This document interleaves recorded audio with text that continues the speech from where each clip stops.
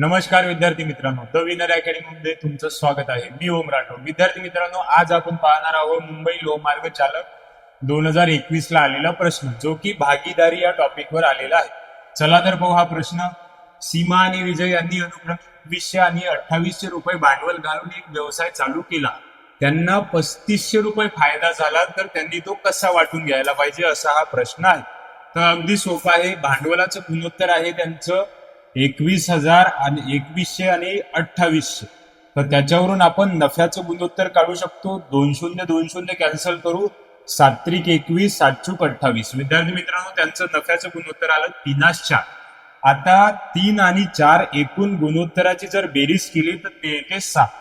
तर गुणोत्तर आलं एकूण 7 आणि त्यांना नफा झालेला आहे 3,500 रुपये. तर 7 बरोबर 3,500 घेऊ, तर 1 ची किंमत जी आहे ती आपल्याला 500 रुपये भेटल.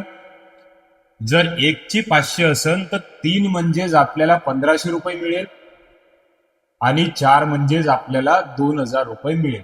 म्हणजे सीमाला 3500 पैकी 1,500 रुपये मिळेल आणि विजयला जो आहे ते 3500 पैकी 2,000 रुपये मिळेल.